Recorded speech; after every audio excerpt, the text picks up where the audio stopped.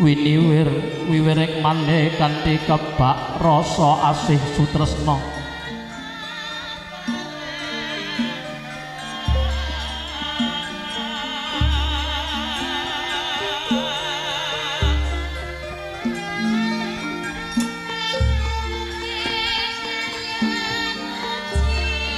Kula pata darunane jero sumungkem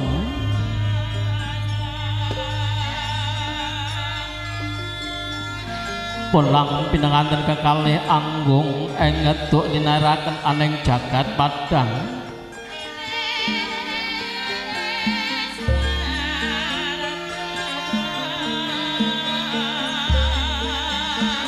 enget marang bapa ingkang sampun sembada hangukir jiwa raga mewah dadya lantaraning tumuwuh